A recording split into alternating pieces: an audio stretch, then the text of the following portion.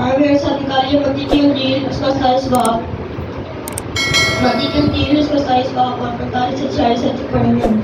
اور دوپہر سے لے کر تیسرے پہر تک تمام ملک میں اندھیرا چھایا رہا، اور تیسرے پہر کے قریب یسوع نے بڑی آواز سے چلا کر کہا، ایلی ایلی لما شبقتنی، یعنی اے میرے خدا تو نے مجھے کیوں چھوڑ دیا؟ آمین۔ ہاللیلویا۔ مسیح یسوع کے عظیم نام میں آپ سبھی کو سلام۔ آئیے میں چاہوں گا کہ سب سے پہلے آپ لوگ اپنے لیے تالیاں بجائیں، کیونکہ کافی دیر ہو گئی ہے، آپ لوگ بیٹھے ہوئے ہیں کلام کو سن رہے ہیں، اور میرا ماننا ہے کہ یہ دعا جتنی لمبی ہوتی ہے اتنی ہی بابرکت بھی ہوتی ہے، کیونکہ خدا کا کلام جب جب کھلتا ہے تب تب برکات نازل ہوتی ہیں۔ آمین۔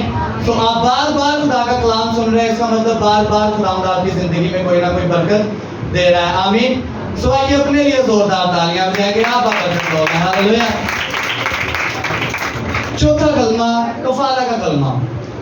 آئیے سب سے پہلے اس میں جو ہم نے کچھ الفاظ پڑھے ہیں ان کے بارے میں سیکھیں گے، پھر لفظ کفارہ کے بارے میں سیکھیں گے اور کفارہ کے بارے میں جانیں گے۔ ایلی ایلی لما شبقتنی عبرانی زبان کا لفظ ہے جس کے معنی ہے اے میرے خدا تو نے مجھے کیوں چھوڑ دیا۔ اب خداوند یسوع مسیح جو ہے وہ اپنا رابطہ خداوند کے ساتھ دوبارہ ریکریٹ کرتے ہوئے ان کو پکارتے ہیں، اپنے باپ کو پکار کے کہتے ہیں کہ اے میرے خدا تم نے مجھے کیوں چھوڑ دیا۔ لفظ کفارہ کے بارے میں اگر میں آپ کو بتاتا چلوں تو کفارہ کا ایک مطلب جو ہے وہ ہے جی شرعی طریقے سے گناہ کو دور کرنا خود سے۔ ایک مطلب ہے اس کا شرعی طریقے سے گناہ کو خود سے دور کرنا، اور ایک مطلب ہے قربانی کے ذریعے سے یا خدا کے حضور میں کوئی چیز دے کے اس کے ذریعے سے گناہ کو اپنے آپ سے دور کرنا۔ اگر ہم موسمی شریعت کو پڑھتے ہیں، اگر آپ نے بائبل کا اچھے طریقے سے مطالعہ کیا ہوا ہے، پیدائش خروج احبار کی کتابیں آپ نے پڑھی ہوئی ہیں، تو اس میں خدا نے جب موسیٰ کو شریعت دی تو خدا نے اس میں ان کو قانون دیے تھے کہ جو شخص گناہ کرے اس کے لیے خدا نے کفارہ کے طور پہ کچھ جرم بھی رکھے ہوئے تھے۔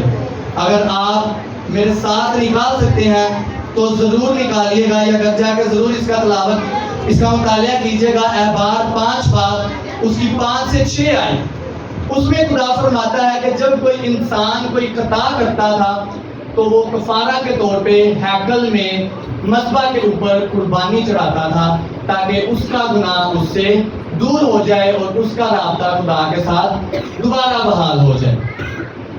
دوبارہ سے میں آپ کو بتاتا ہوں کہ جب کوئی گناہ موسمی شریعت میں جب کوئی شخص کوئی گناہ کرتا تھا تو وہ ہیکل میں جا کے کاہن اس کے لیے قربانی چڑھاتا تھا، وہ بکرا لے کے جاتا تھا، وہ کاہن اس کے لیے قربانی چڑھاتا تھا، اور اس قربانی کی وجہ سے اس کا گناہ جو ہے وہ بچ دیا جاتا تھا اور اس کا رابطہ خدا کے ساتھ دوبارہ بحال ہو جاتا تھا۔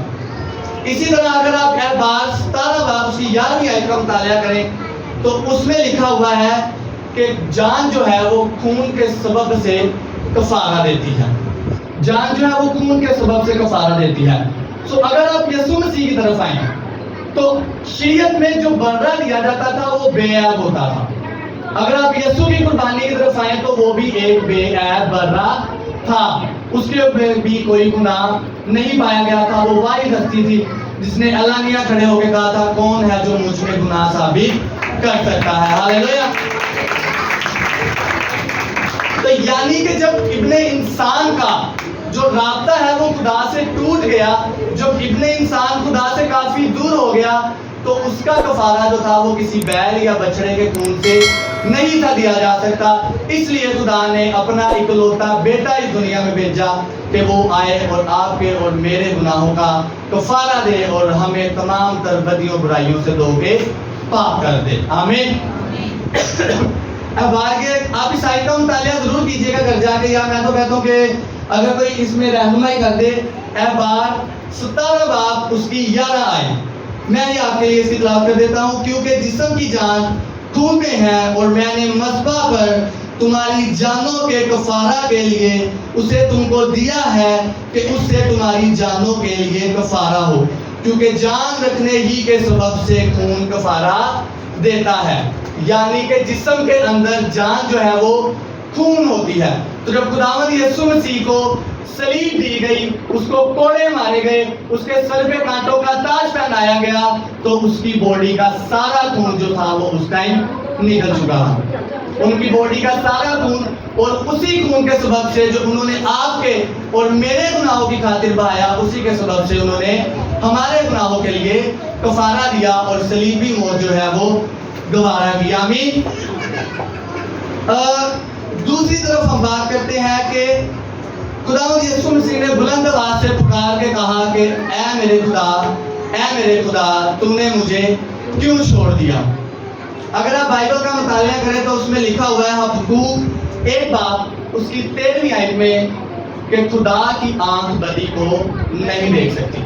आमीन। लिखा हुआ है।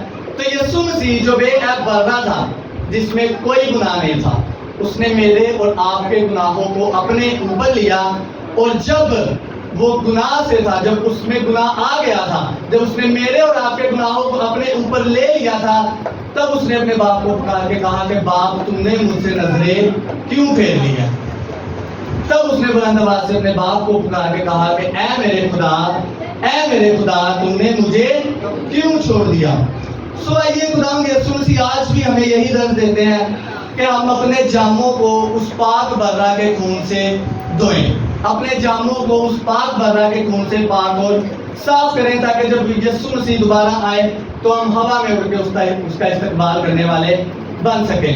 सो हमें ज़रूरत है कि हम आज जो एक निजात का बड़ा काम हमारी ज़िंदगी में हुआ है, जो खुदावंद यीशु मसीह ने मेरे और आपके गुनाहों की खातिर सलीब पर जान दी है, उसने सलीबी मौत गवारा की है, उसने कांटों का ताज पहना है, उसने कोड़े खाए हैं, उसकी पसली में नेज़ा लगाया गया, उसको सलीब पे लटकाया गया, हाथों पाँव में कील लगाए गए, बॉडी का तमाम तर खून जो है वो निकल गया।